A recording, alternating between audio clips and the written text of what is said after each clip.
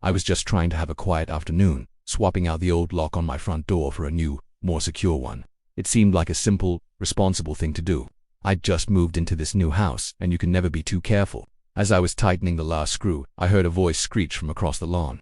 "What do you think you're doing?" I turned to see a woman, who I'd later learn was the infamous HOA Karen, marching towards me with a look of pure fury on her face. Her arms were crossed, her phone already out, and she looked like she was ready for war. "Excuse me," I asked, genuinely confused. "I'm just changing my lock," she scoffed, getting right up in my personal space. "That's an unauthorized modification.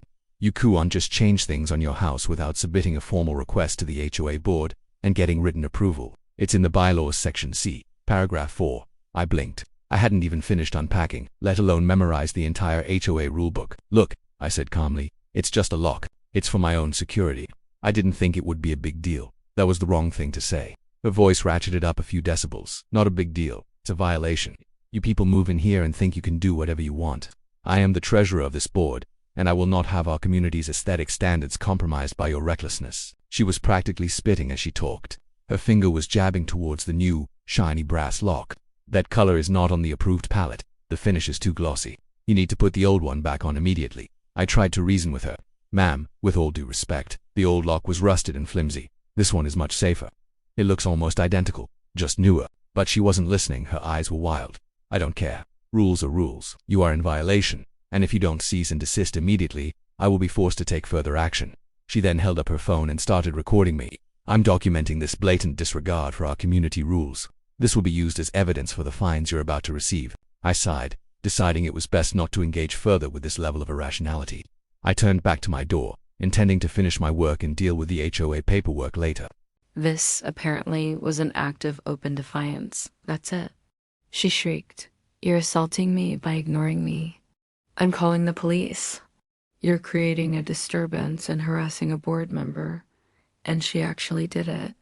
She dialed 911, her voice trembling with fake fear as she told the dispatcher about a hostile and aggressive resident who was destroying property and threatening her. I just stood there, tool in hand, completely dumbfounded. Was this really happening? Over a doorknob? I decided to wait. Let the police come. Let them sort out this absurdity. Karen stood on the sidewalk, phone still recording, a smug, triumphant grin on her face. She was already narrating her victory. "Just wait until they get here. You'll be sorry. They don't take kindly to people like you causing trouble in our neighborhood." She was clearly picturing me in handcuffs, being hauled away in shame. The wait wasn't long. A police cruiser pulled up a few minutes later, 2 officers getting out. Karen immediately rushed over to them, launching into her dramatic tale. "Officers, thank goodness you're here. This man," she pointed a trembling finger at me, "he's been destroying the property. He refuses to follow our rules, and he was so aggressive when I tried to speak with him. I feared for my safety." The officers listened patiently, then turned their attention to me.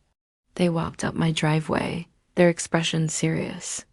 Karen followed, practically bouncing on her toes, anticipating the show. As the first officer got closer, his eyes widened slightly in recognition. He stepped a few feet away from me. His entire demeanor changed. The casual police posture vanished, replaced by a rigid, formal stance. He cleared his throat. "General," he said, his voice crisp and respectful. "Apologies for the intrusion, sir. We received a disturbance call." He then snapped a sharp, perfect salute. His partner, seeing this, immediately did the same. "Sir," he added. The silence that followed was deafening. The only sound was the distant chirping of birds. I returned the salute with a nod. "At ease, officers, there's no disturbance here. Just a small misunderstanding with my new neighbor about a doorknob." I glanced over at Karen. Her jaw was on the floor. The smug, victorious look had been replaced by one of pure, unadulterated shock. Her face had gone completely pale, and the phone she was using to record everything slipped from her limp fingers, clattering onto the pavement. The lead officer looked from me to the stunned Karen, then back again. He was piecing it together. "Is this woman harassing you, sir?" he asked, his tone now ice cold as he looked at her. I simply said, "She seems to be under a lot of stress." The officer nodded. "We'll handle it, sir." He turned to Karen, his voice now devoid of any of the earlier patience. Ma'am, making a false 911 report is a serious offense, so is harassing a resident. I need you to come with us. Karen couldn't even form words. She just sputtered, pointing a shaky finger between me and the officers, her brain clearly unable to process the turn of events. She had called the police to arrest me, and now they were there for her.